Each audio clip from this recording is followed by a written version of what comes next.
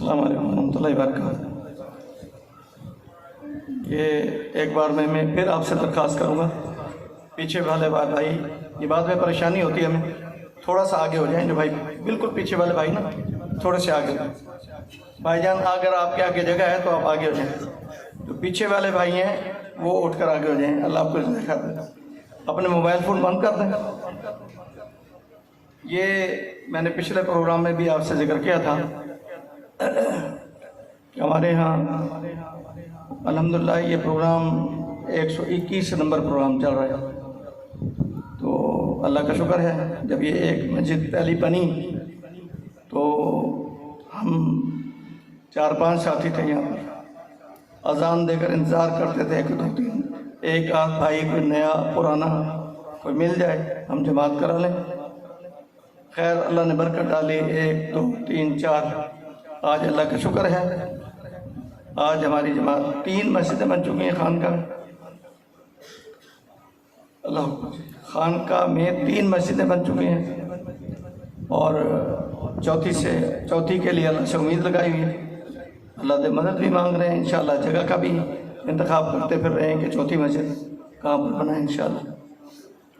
تو یہ جو ہمارے مختلف پروگرام ہیں، ہم کافی عرصے سے یہ موضوع ہر اشتہار پہ موضوع لکھتے ہیں۔ میرا ایک انداز ہے، میں پہلے خطیب کی منت سماجت کر کے ان سے ٹائم لیتا ہوں، جب ان سے ٹائم مل جائے تو موضوع بھی پھر اسی قسم کا میں انتخاب کرتا ہوں جو ان کے یعنی میں سمجھ تو یہ نبھا سکوں الحمدللہ۔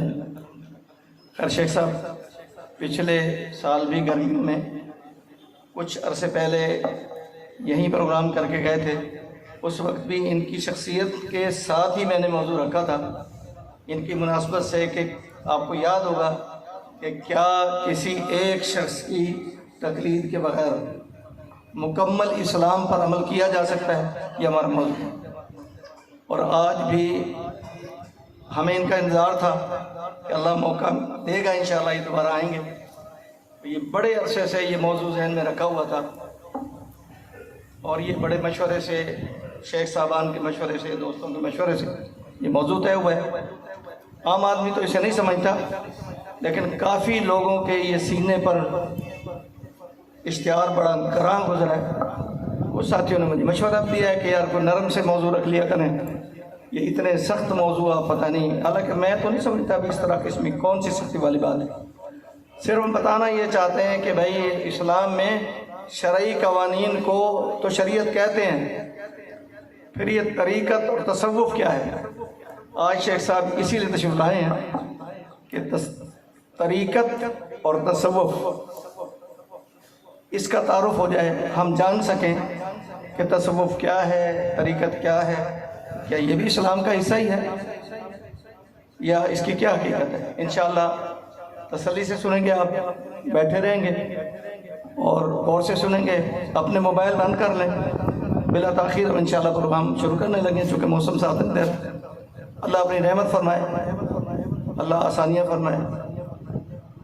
اپنے موبائل پھر ایک بار بند کر لیں۔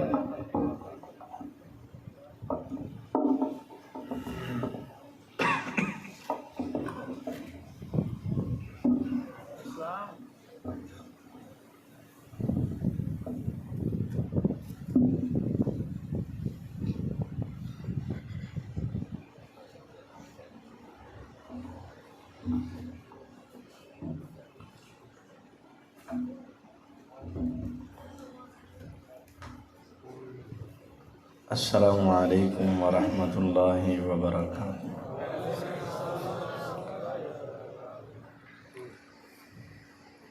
الحمد للہ حمدا کثیرا طیبا مبارکا فیہ مبارکا علیہ کما یحب ربنا ویرضی۔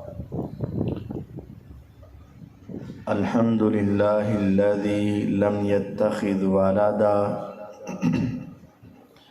ولم يكن له شریک فی الملک ولم يكن له ولی من الذل وکبرہ تکبیرا۔ الحمد للہ الذی ہدانا لہذا وما كنا لنهتدي لولا أن هدانا الله اللهم صل على محمد وعلى آل محمد كما صليت على إبراهيم وعلى آل إبراهيم إنك حميد مجيد اللهم بارك على محمد وعلى آل محمد كما باركت على إبراهيم وعلى آل إبراهيم إنك حميد مجيد رب اشرح لي صدري ويسر لي أمري واحلل عقدة من لساني يفقهوا قولي واجعل لي وزيرا من أهلي رب زدني علما رب زدني علما رب زدني علما اعوذ باللہ من الشیطان الرجیم بسم اللہ الرحمن الرحیم ربنا وابعث فیہم رسولا من انفسہم یتلو علیہم آیاتک ربنا وابعث فیہم رسولا منہم یتلو علیہم آیاتک ویعلمہم الکتاب والحکمہ ویزکیہم انک انت العزیز الحکیم وقال النبی صلی اللہ علیہ وسلم لیس من شیء یخبرکم او یدلکم الی الجنۃ الا وقد اخبرتکم ولیس من شیء یدخلکم الی النار الا وقد نہیتکم عنہ او کما قال النبی صلی اللہ علیہ وسلم۔ ہر قسم کی حمد و ثنا اللہ وحدہ لا شریک کے واسطے ہیں۔ درود و سلام نبی دو جہاں احمد مجتبیٰ جناب محمد الرسول اللہ صلی اللہ علیہ وسلم کی ذات بابرکات کے لیے۔ مختصر حمد و صلات کے بعد معزز سامعین کرام، سیدنا ابراہیم علیہ السلام نے اللہ تعالیٰ کے حکم کے ساتھ اپنے بیٹے اسماعیل علیہ السلام کی معاونت سے بیت اللہ کو دوبارہ تعمیر کیا، تو تعمیر کرنے کے بعد ایک دعا مانگی، ربنا وابعث فیہم رسولا منہم، اے ہمارے رب ہم نے بیت اللہ بنا دیا، اب تو ان میں ایک رسول بھیج جو ان میں سے ہی ہو، دوسرے علاقے کا نہ ہو، ادھر سے ہی پیدا ہو، ان کے خاندان سے، ان کے علاقے سے ہو، اور اس کی ڈیوٹی کیا ہو، یتلو علیہم آیاتک، جو ان کو تیری آیتیں تلاوت کر کے سنائے، وَيُزَكِّيهِمْ، اور ان کا تزکیہ کرے، وَيُعَلِّمُهُمُ الْكِتَابَ وَالْحِكْمَةَ، ان کو قرآن و حدیث کی تعلیم دے، وَيُزَكِّيهِمْ، اور ان کا تزکیہ کرے، اِنَّكَ أَنْتَ الْعَزِيزُ الْحَكِيمُ، اے میرے رب آپ غالب ہیں اور حکمت والے ہیں۔ ایک ہے قرآن و حدیث کی تعلیم اور ایک ہے تزکیہ۔ قرآن و حدیث کی تعلیم یعنی مسائل کو سمجھانا، اللہ تعالیٰ کے احکامات آگے پہنچانا، اور تزکیہ اس کا مطلب ہے گناہوں سے بچانا، گناہوں سے پاک صاف کرنا۔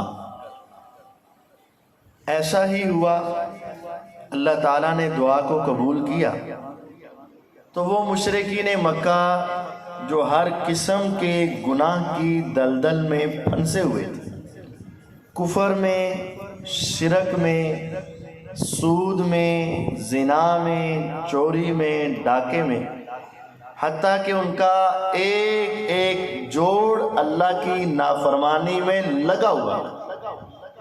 تو اللہ تعالیٰ نے پھر مومنوں پر احسان کیا اور ارشاد فرمایا لقد من اللہ علی المؤمنین اذ بعث فیہم رسولا من انفسہم۔ اللہ تعالیٰ نے مومنوں پر احسان کیا کہ ان کے اندر سے ہی ایک رسول بھیج دیا۔ اب اس رسول کی ذمہ داریاں وہی ہیں جو سیدنا ابراہیم علیہ السلام نے مانگی تھی۔ یتلو علیہم آیاتہ ویزکیہم ویعلمہم الکتاب والحکمہ، وہی چار باتیں۔ یتلو علیہم آیاتہ، اللہ کی آیتیں پڑھ کے سناتا ہے، وَيُزَكِّيهِمْ، ان کو گناہوں سے بچنے کے طریقے سلیقے انداز سمجھاتا ہے، وَيُعَلِّمُهُمُ الْكِتَابَ وَالْحِكْمَةَ، کتاب و حکمت کی وہ تعلیم دیتا ہے، وَإِن كَانُوا مِن قَبْلُ لَفِي ضَلَالٍ مُبِينٍ، وہ پیغمبر علیہ السلام کے آنے سے پہلے واضح گمراہی میں داخل ہیں۔ ابراہیم علیہ السلام کی دعا اور اللہ تعالیٰ کا احسان ہو گیا۔ میرے پیغمبر علیہ السلام آئے، پھر امت کا ایسا تزکیہ کیا، ان کو گناہوں سے بچنا اور اللہ کی عبادت کرنا ایسے سکھایا کہ جو راہزن تھے وہ راہبر بن گئے، جو مال لینے والے تھے وہ راتوں کے طریقی کے انداز میں اٹھ کر وہ راتوں کو مال اللہ کے راستے میں دینے والے بن گئے، جو عزتوں کے لٹیرے تھے وہ عزتوں کے رکھوالے بن گئے، اور پورا معاشرہ اور نظام اور انسانیت بدل کے رہ گئی۔ اور پھر اللہ تعالیٰ کی شریعت کا اختتام ہوا اور اعلان ہوا الیوم اکملت لکم دینکم واتممت علیکم نعمتی ورضیت لکم الاسلام دینا۔ آج میں نے اپنی نعمت تمہارے اوپر تمام کر دی اور تمہارا دین مکمل کر دیا اور تمہارے لیے دین اسلام کو پسند کر لیا۔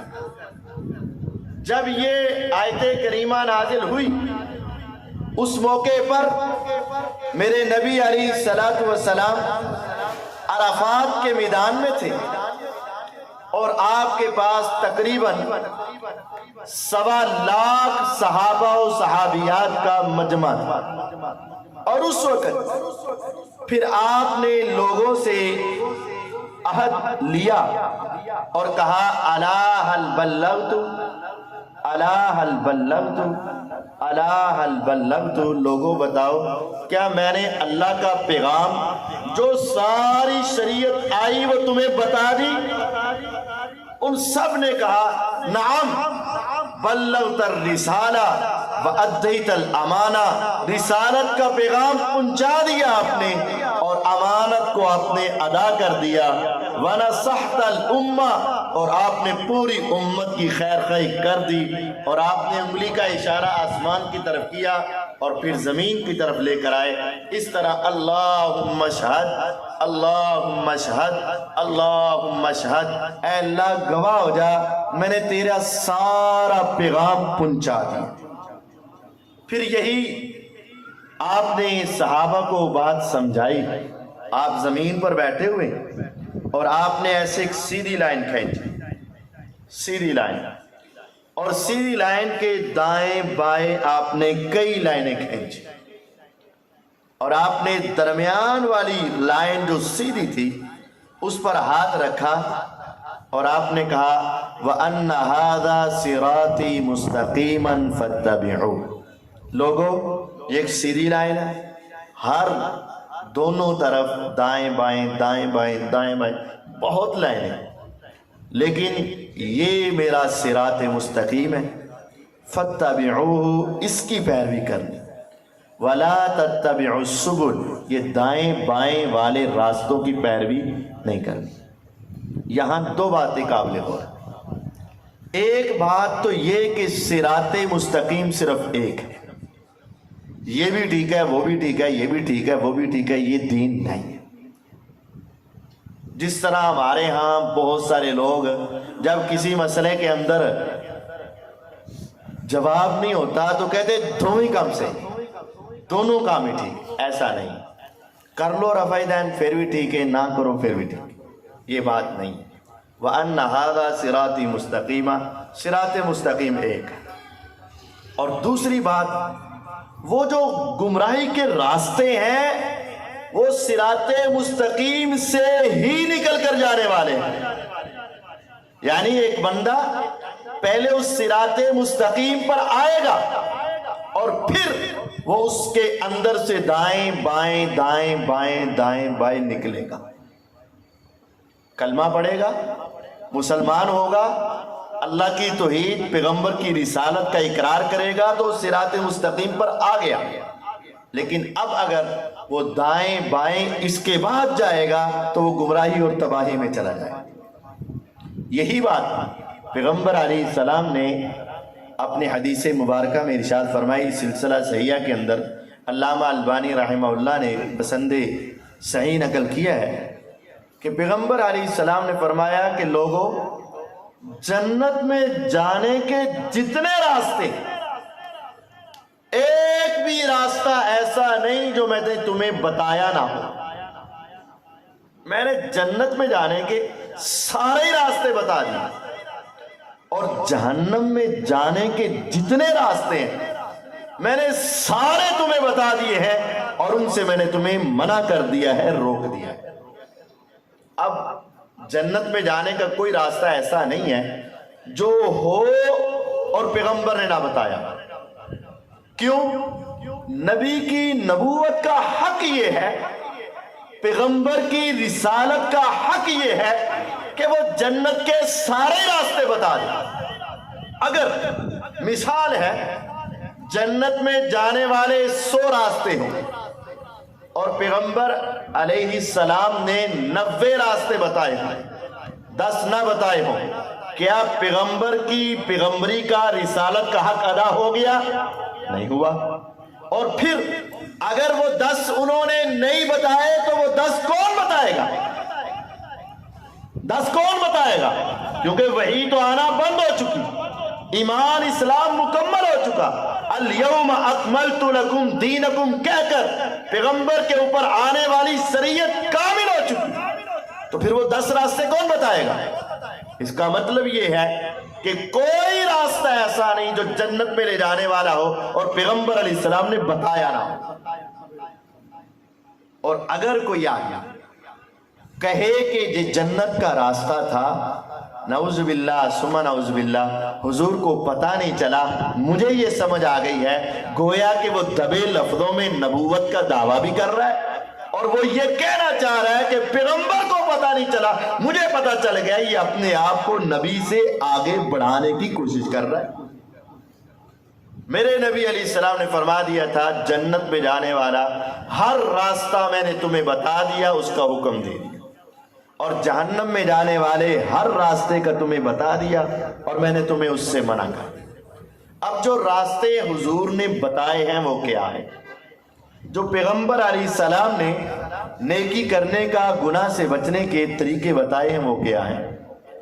حضور نے جو تزکیہ کیا ہے وہ کیسے کیا؟ گناہوں سے بچنے کے لیے حضور علیہ السلام نے صحابہ کو اللہ کا ڈر اور خوف ان کے دلوں میں بٹھایا، جنت کا شوق اور جہنم کا خوف ان کے دلوں میں بٹھایا، اللہ کے تذکرے کر کر کے اللہ کی محبت ان کے دلوں میں پیدا کی۔ اور پھر ایسا وقت آیا جو اپنے ہاتھ سے بت بنا کر ان کی پوجا کرتے تھے، بتوں سے نفرت کرنے لگ پڑے۔ سیدنا عمر رضی اللہ تعالیٰ عنہ حجر اسود کو مخاطب ہو کر کہتے ہیں، اعلم یا حجر अन्नका ला तनफउ वला तदुर वलौला अन्नी राइतु रसूल अल्लाह सल्लल्लाहु अलैहि वसल्लम युकब्बिलुका मा कब्बलतु। ए हजर, हजरे अस्वद, बड़े फजाइल उसके। हजर, ए हजर तू जान ले, तू नफे नुकसान का मालिक नहीं है। यानी शिरक से बेजारी। पहले हाथों से बुत बनाते, बैतुल्ला के अंदर 360 बुत रखे हुए थे, लेकिन आज उनकी कैफियत ये है कि वो हजरे अस्वद को भी मानने के लिए तैयार नहीं कि वो नफे नुकसान का मालिक होगा। आम बुत तो दूर की बात है ना, ये हजरे अस्वद जन्नत से आया, दूध से सफेद और इसकी रोशनी सूरज से ज्यादा थी, लेकिन अल्लाह ने रोशनी को ख़त्म किया और इसकी सफ़ेदी को सवदतहु खताया बनी आदम। इंसान बोसा लेता है तो सारे गुनाह चिमट जाते हैं, वो स्याह होता होता गुनाहों की स्याही के साथ वो स्याह हुआ। पहले वो हजरे अबियस था, उस पत्थर को भी कह रहे हैं एलम या हजर अन्नका ला तनफउ वला तदुर, तू नफे नुकसान का मालिक नहीं है। अगर मैंने अपने पैगंबर को तुम्हें बोसा देते हुए न देखा होता तो मैं भी तुझे बोसा न देता। मैं तो इसलिए चूम रहा हूं कि मेरे पैगंबर के होंठ तेरे ऊपर लगे हैं, बस। यानी नफा नुकसान का मालिक उसको समझना खत्म। और गुनाहों की जो बड़ी लत थी उनको, वो शराब नोशी थी, शराब नोशी। लेकिन आपने ऐसा उनको समझाया कि हजरत अनस रज़ी अल्लाह अन्हु फरमाते हैं, मैं अपने मामू के घर में था और मेरी ड्यूटी थी, मैं शराब पिला रहा था। मामू और उनके दोस्त सारे बैठे हुए थे। एक ऐलान करने वाला, आवाज देने वाला गली में चलता जा रहा था, ऐलान कर रहा था। मामू की जरा मजलिस में जरा आवाजें थी, शोर था, तो मुझे कहा बाहर जाके सुनो क्या कह रहा है। मैं बाहर गया और जाकर सुना तो वापस आके बताया कि वो कह रहा है कि हुजूर कह रहे हैं अल्लाह ने शराब को हराम करार दे दिया। सीधी सी शरीयत आई। अब हदीस के अल्फाज है कि उन्होंने उसी वक्त जिसने उठाया था उसने गिरा दिया, जिसने पकड़ा था उसने रख दिया, जिसने मुंह में लिया था बाहर निकाल दिया, पड़े थे मटके तो उनको तोड़ दिया। मदीने की गलियों में शराब ऐसे बहने लगी जैसे कोई सैलाब आ चुका होता है। ये नहीं कि चल आज कमरे चा कौन सा कोई देख लेगा, चले हम कहेंगे हमें पता ही बाद में चला, हमें तो खबर ही बाद में हुई। और ये भी है कि हमने तो भी तस्दीक करनी थी, पता नहीं वो कौन था, सच्ची मुच्ची कह रहा था या किसी आपने वाक़तन आपने भेजा था। नहीं, हमारे यहाँ तो 100 बहाने होते हैं ना। चलो कारी साहब तुसी दुआ कर दो, बस हम सारा सुन के भी कहते कारी साहब तुसी दुआ कर दो, आसी काम छड़ना नहीं। उन्होंने फौरन तस्लीम कर ली और कैफियत यहां तक पहुंची कि मरसद बिन अबी मरसद अल-गनवी रज़ी अल्लाहु अन्हु बड़े बहादुर आदमी थे। मक्के से मुसलमान कैदियों को उठाकर मदीना में लेकर आते थे। एक मर्तबा गए और जाकर रात की तरीकी, चांद की हल्की हल्की रोशनी जमीन पर, ये दीवारों की ओट में होते हुए, जामिउ तिर्मिज़ी की रिवायत है, दीवारों की ओट में होते होते उस एक आदमी के साथ इनका वादा था कि मैं तुम्हें आजाद करवाऊंगा, मुशरिकीन की गुलामी से नजात दिलवाऊंगा।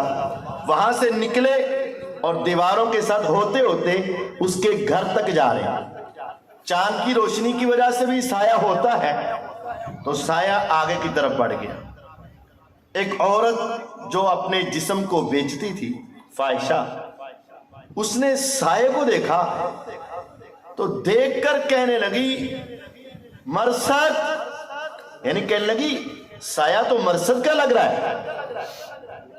उन्होंने कह दिया हाँ मरसद। कहने लगी हल्ला आ जाओ।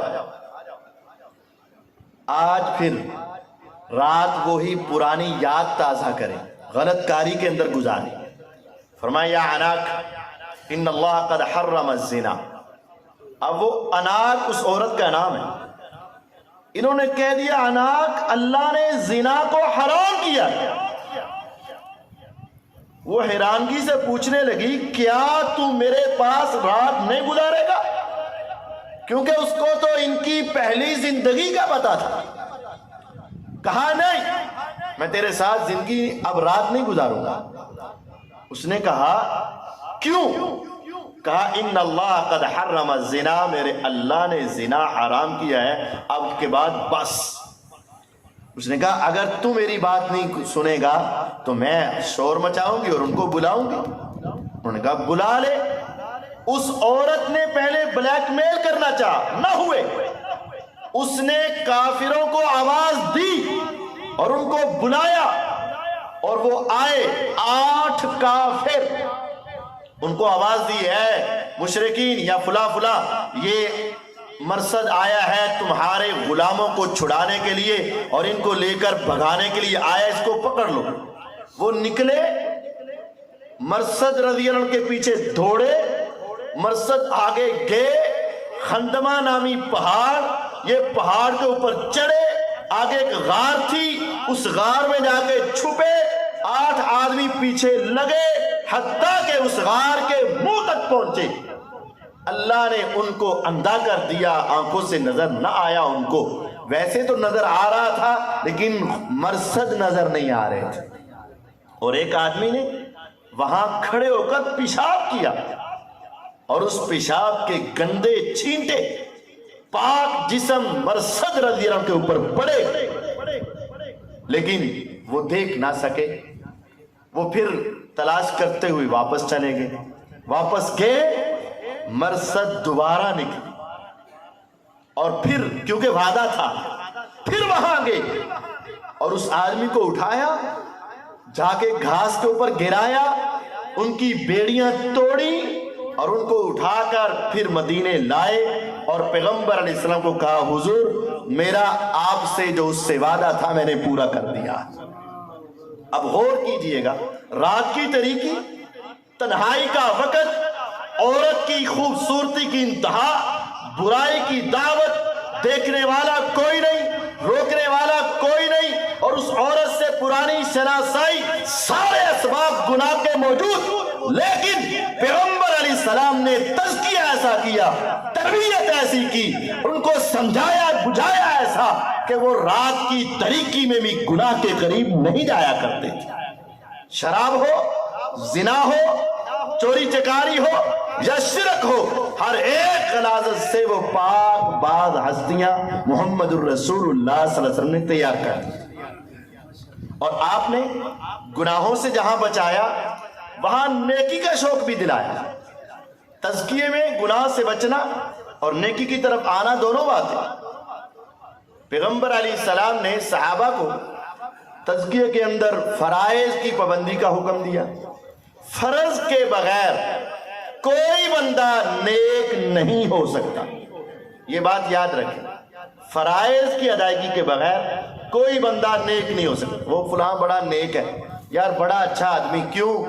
کبھی اس نے جھوٹ نہیں بولا، اس کے اندر بڑی کوالٹیاں ہیں، اس نے کبھی کم نہیں تولا، اس کے اندر بڑی کوالٹیاں ہیں، اس کی آنکھ نے کبھی غلط نہیں دیکھا، اس کے کان نے کبھی غلط نہیں سنا، اس نے اپنے ہاتھ سے کبھی کسی کو تنگ نہیں کیا، لیکن ایک بات ہے وہ روزہ نہیں رکھتا، ایک بات ہے وہ نماز نہیں پڑھتا، ایک بات ہے وہ جمعہ نہیں پڑھتا۔ اللہ کی قسم یہ دنیا میں کبھی بھی نیک نہیں ہو سکتا جب تک یہ فرائض کا تارک ہے۔ حضور نے فرائض کی پابندی کرنے والا بنایا۔ میں نے اپنے علم کے مطابق ایک صحابی بھی 1.25 لاکھ کے قریب صحابہ میں کسی ایک صحابی کو بھی بے نماز نہیں پڑھا۔ ہمارے بعض لوگ سے سوال کرتے ہیں اگر ہماری زندگی کی نمازیں رہ گئی ہوں تو کیا کریں؟ کیا صحابہ کی جب نمازیں رہ جاتی تھی کیا کرتے تھے؟ یقین جانیے ہمیں پوری زندگی میں آج تک ایک صحابی بھی ایسا نہیں ملا جس نے جان بوجھ کے ایک نماز بھی چھوڑی ہے۔ کبھی صحابہ فرائض کے تارک نہیں تھے، فرض ترک کرتے ہی نہیں، کبھی چھوڑتے ہی نہیں۔ آپ نے ان کو فرائض کی پابندی بتائی، گناہ سے بچنا، فرائض کی پابندی، اور پھر نوافل کے اوپر اہتمام حضور نے ان کو سمجھا۔ اور نوافل کا اہتمام اللہ تعالیٰ نے حضور علیہ السلام کو بھی بتایا، اور یہی اصل شریعت، تصوف، طریقت جو جس طرح میں آ رہا ہوں وہ کیا ہے؟ فرائض، نوافل۔ या अय्युहल मुज़्ज़म्मिल कुमिल लैला इल्ला कलीला, सारी रात क़याम करो सवाए थोड़े वक़्त के, निस्फ़हु अविन कुस मिन्हु कलीला, आधी रात तो क़याम करो या आधे से थोड़ा सा कम करो, औ ज़िद अलैहि, या आधे से ज़्यादा भी कर। लेकिन क़याम के अंदर करना क्या है? वरत्तिलिल कुरान तरतीला, कुरान ठहर ठहर के पढ़ना है, कुतर कुतर के जल्दी जल्दी काट काट के 15 मिनटों में 20 तरावीह ख़त्म नहीं कर देनी। वरत्तिलिल कुरान तरतीला, कुरान ठहर ठहर के पढ़ना है। तहज्जुद पढ़ो, इन्ना सनुल्की अलैका कौलन सकीला, हम आपके ऊपर बड़ी वज़नी बात डालने वाले हैं, नबूवत की, शरीयत की पाबंदियाँ आपके ऊपर उतारने वाले। इन्ना नाशिअतल लैल हिया अशद्दु वतअन व अक़वमु क़ीला, रात की बिदारी ये सारी ख्वाहिशात को कुचल के रख देगी। सबसे बेहतर ख्वाहिशों को कुचलने वाली चीज रात की इबादत है। वह अक़वम क़ीला, और आपकी बात को सबसे ज्यादा सीधा, दुरुस्त और बड़ी बाबरकत बना देने वाली चीज ये रात की इबादत। गुनाहों से बचने के लिए सबसे बेहतर बात क्या है? रात की इबादत, नफली क़याम। इन्ना नाशिअतल लैल हिया अशद्दु वतअ, रात की बिदारी ये सबसे ज्यादा इंसान की ख्वाहिशात को कुचल के रख देगी यार भाई। वह अक़वम क़ीला, और ये सबसे ज्यादा तुम्हारी बात को सीधा कर देगी। ये नफ्स को कुचलना, गुनाहों से बचने की आदत डालना, इबादत की तरफ रग़बत दिलाने का शरीयत ने तरीका ये बताया है कि रात की इबादत नवाफिल कायम करें। और मेरे पैगंबर अलैहिस्सलाम के पास जो मुसलमान होते ना, एक सहाबी के बारे में आया, अभी नया नया मुसलमान हुआ, अभी पुराने कुछ मामलात थे उनके अंदर, तो एक सहाबी ने आके शिकायत लगा दी कि हुजूर अलैहिस्सलाम वो फला बंदा नहीं, हाँ जी, वो रात को तहज्जुद पढ़ता है और दिन को चोरी भी कर लेता है। आपने फरमाया सतनहा अम्मा तकुल, चंद दिन ठहर जा, अभी नया मुसलमान हुआ है, चंद दिन ठहर जा, अगर तू ये बता रहा है कि तहज्जुद पढ़ता है, क़यामुल लैल करता है, सतनहा अम्मा तकुल अन करीब, ये रात की इबादत इसके दिल को ऐसा बना देगी कि दिल के अंदर गुनाह की नफरत पैदा हो जाए। अम्मा तकुल, जो तू कह रहा उससे वो रुक जाएगा। हुजूर ने सहाबा को नवाफिल की आदत डाली और नवाफिल सहाबा पढ़ने लगे। तो एक सहाबी आ गए, अमर बिन आस रजी अल्लाह अन्हु, अल्लाह के नबी अलैहिस्सलाम, मेरा बेटा है, उसकी एक शिकायत है। हमारे बच्चों की शिकायत क्या है और सहाबा के बेटों की शिकायत सुनिएगा। हमारे बेटों की शिकायत ये है, कारी साहब दम कर दो, मुंडा नमाज नहीं पढ़ता, कारी साहब इन्हू कुछ करके दियो, साड़ी गल नहीं मानता, कारी साहब कुछ कहो, इन्हू समझाओ, इन्हू जुमा ते पढ़ ले करे, रोज़ा ते रख ले। लेकिन उन सहाबा को देखो, वो क्या कहते हैं, हुजूर मेरे बेटे की मैंने शादी की और कुछ दिनों के बाद मैंने अपने बहू से पूछा, कैफ़ वजदत अब्दुल्ला, मेरा बेटा अब्दुल्ला है, तूने उसको कैसा पाया? यानी ससुर की ये जिम्मेदारी भी है कि बहू से पूछे कि कोई परेशानी टेंशन तो नहीं है। तो बहू से पूछा, कैफ़ वजदत अब्दुल्ला, अब्दुल्ला को तूने कैसा पाया? कहने लगे, निअमर रजुल अब्दुल्ला, अब्दुल्ला बहुत अच्छा आदमी, लेकिन एक बात है, एक मुझे शिकायत है। कहा वो क्या? कहा जब से इस घर में आई हूं कभी उसने मेरे करीब नहीं आया, कभी मेरे करीब नहीं आया। तो कहा क्यों? नफरत? नहीं। तो फिर क्यों? कहा दिन होता है तो सारा दिन रोज़ों में गुजार देता है, और रात होती है तो ईशा के बाद मुसल्ले पे खड़ा होता है तो फजर तक मुसल्ले पे गुजार देता है तो बड़ा अच्छा नेक है, अखलाक का, किरदार का, गुफ्तार का, अंदाज का बहुत आला, लेकिन मेरे करीब नहीं आया। तो बाप ये हुजूर को शिकायत लगा रहे, इसको समझाओ। हुजूर अलैहिस्सलाम ने बुलाया और कहा, अब्दुल्ला راتوں کی عبادت اور دن کے روزوں کا کیا حال ہے؟ کہا حضور خوب جاری ہے۔ فرمایا یاد رکھ آج کے بعد تو نے قرآن 30 دنوں میں ختم کرنا ہے، یعنی رات کو صرف 1 پارہ پڑھنا، بس اس سے زیادہ نہیں پڑھنا۔ نوافل کی ترتیب بھی بتائی لیکن اس میں میانہ روی بھی سکھائی۔ انہوں نے کہا حضور یہ تو مجھ سے ہوگا ہی نہیں کہ صرف 1 پارہ پڑھوں، صرف اتنا تھوڑا، آپ مجھے اجازت دیں کہ میں ذرا جلدی قرآن ختم کرنا چاہتا ہوں۔ فرمایا پھر سن، اگر تو زیادہ پڑھنا چاہتا ہے تو زیادہ سے زیادہ تم 7 دنوں میں ختم کر لو بس، یعنی ہمارے حساب سے ایک منزل جو ہماری 7 منزلیں بنائیں وہ یہی ہے، 7 دنوں میں ختم کر لو۔ انہوں نے آگے سے پھر کہا حضور نہیں، 7 دن تو بہت ہے، میں اس سے بھی کم دنوں میں ختم کرنا چاہتا ہوں، آپ مجھے اور قرآن پڑھنے کی اجازت دیں۔ آپ نے کیا ارشاد فرمایا؟ فَإِنْ أَبَيْتَ، اگر تو 7 دنوں میں بھی ختم نہیں کرتا تو چل تیرے شوق، تیرے جذبے، تیرے ولولے کو دیکھ کر میں کہتا ہوں تم 3 دنوں میں ختم کر لو، اس سے جلدی ختم کرنے کی اجازت ہی نہیں۔ 3 دنوں میں ختم کر، بس اس سے زیادہ تم رات کو عبادت نہیں کر سکتے۔ اور سن، جو روزے رکھتے ہو نا وہ مہینے میں 3 رکھا کرو۔ کہا حضور نہیں۔ کہا چلو ایسا کر لو، 2 دن چھوڑ کے 1 دن رکھ لیا کرو۔ پھر انہوں نے کہا حضور ایسا نہیں، اور روزے رکھنے کی اجازت دیں۔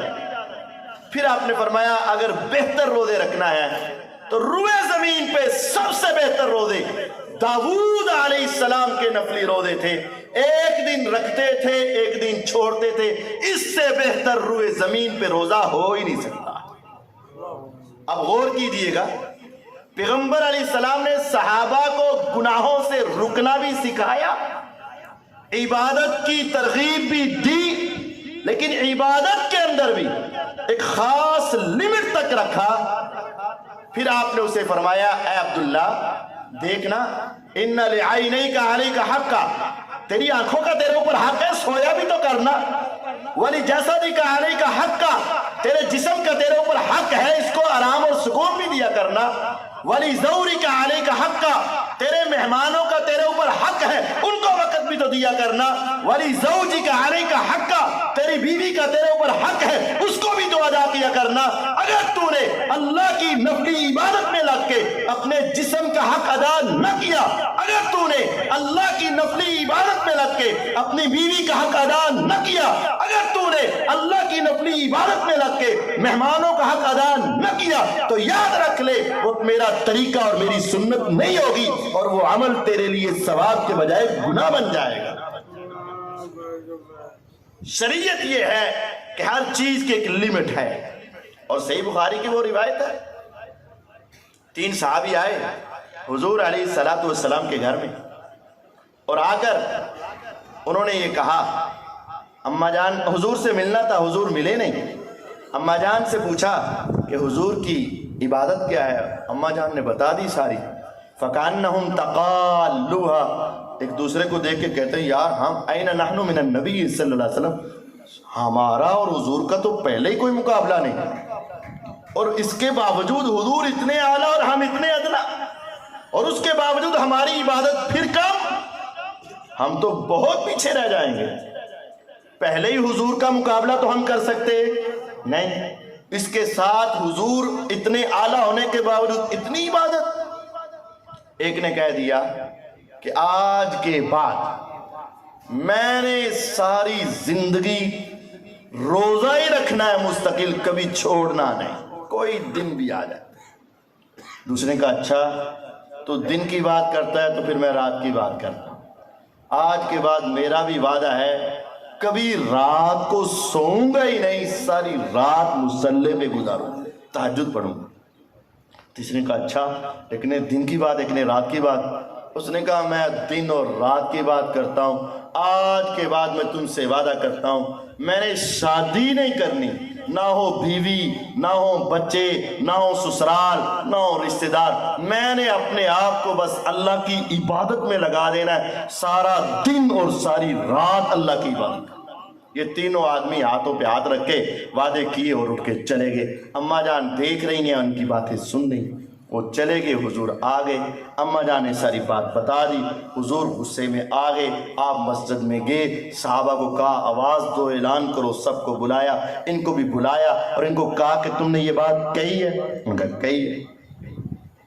آپ نے فرمایا سنو، جس نے کہا نا روزے رکھتا ہوں، میں محمد صلی اللہ علیہ وسلم روزے رکھتا بھی ہوں، روزے چھوڑتا بھی ہوں، اور تم مجھ سے آگے بڑھنا چاہتے ہو کہ ساری زندگی روزے رکھو گے؟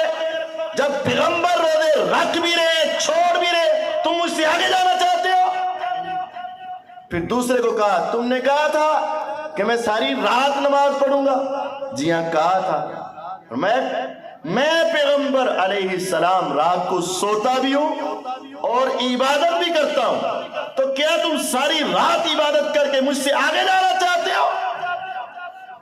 اور تیسرے کو کہا کہ تم کہتے ہو شادی نہیں کروں گا، میں پیغمبر نے شادی بھی کی ہے اور میں اللہ کی عبادت بھی کرتا ہوں۔ لوگوں سن لو، فمن راغبان سنتی فلیس منی، جس نے میری سنت سے منہ موڑا، میری شریعت سے منہ موڑا، مجھ سے آگے بڑھنا چاہا، اپنی مرضی سے عبادت کرنی چاہی، فلیس منا، اس کا ہم سے کوئی تعلق نہیں۔ اب ان دونوں واقعات سے یہ بات سمجھ آئی کہ عبادت بھی حضور کے پیچھے لگ کے کریں، اپنی مرضی سے عبادت نہیں۔ یہ اذان ہو رہی ہے۔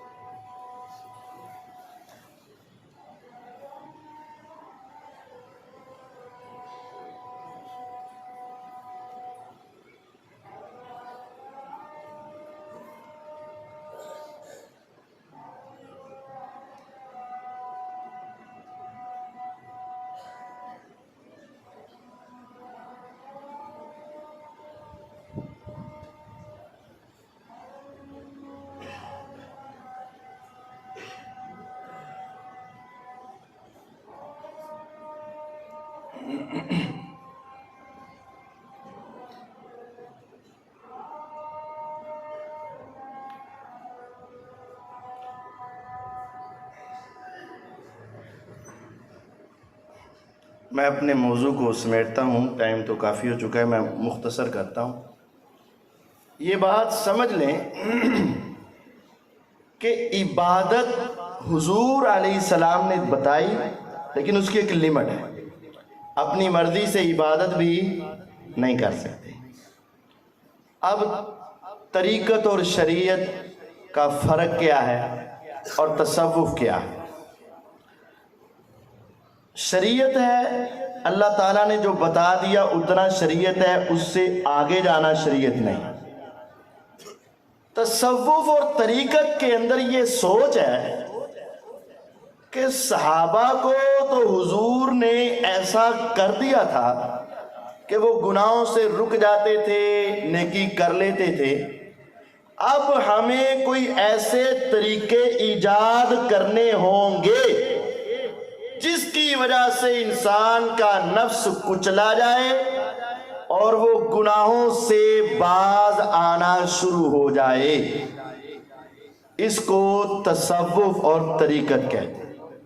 یعنی حضور علیہ السلام نے صحابہ کو تو ایسی باتیں بتا دی کہ وہ نیکی کرنے لگے، گناہ سے رکنے لگے، لیکن بعد والے لوگوں کے لیے حضور نے ایسی باتیں نہیں بتائیں، لہذا اب ہمیں کوئی ایسے طریقے اپنانے ہوں گے اور ایسے بزرگوں کے پاس جانا ہوگا جو ہمیں کچھ طریقے بتائیں گے، ان طریقوں پر عمل کر کے ہم اپنے نفس کو کچل سکیں گے اور ہم عبادت کر سکیں گے اور گناہوں سے بچ سکیں گے۔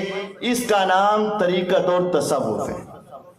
اور یہ بات میں اپنی طرف سے نہیں کروں گا، اب آگے جتنے حوالے آئیں گے یہ ہمارے معروف ایک گروہ ہے، ان کی معروف کتابیں ہیں، فضائل صدقات، فضائل حج، فضائل اعمال، فضائل تبلیغ، ان کے کچھ حوالے میں آپ احباب کی نظر کرتا ہوں، اور یہ تمام کتابیں آپ کو ہر علاقے میں بآسانی آپ کی زبان میں مل جائیں گی۔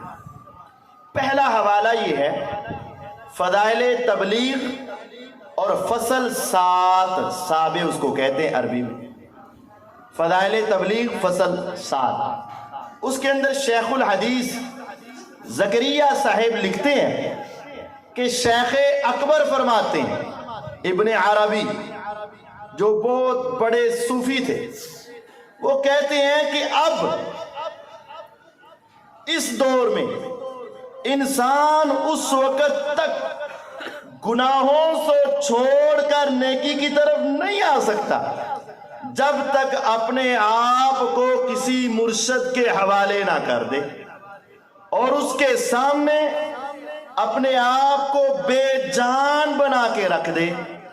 اب جو حکم وہ کرتے جائے سو یہ کرتا جائے، اگر یہ اپنے آپ کو مکمل طور پر ان کے سامنے پیش کر دے گا اور اس کا ہر حکم اس کے اوپر چلے گا تو تب ہی انسان کا تزکیہ ہو سکتا ہے، اس کے بغیر تزکیہ نہیں ہو سکتا۔ یعنی وہ یہ کہنا چاہتے ہیں قرآن کو پڑھ کے، حدیثوں کو پڑھ کے، نبی کی سیرت اور سنت کو پڑھ کے انسان گناہوں سے نہیں بچ سکتا، نیکی کی طرف نہیں آ سکتا۔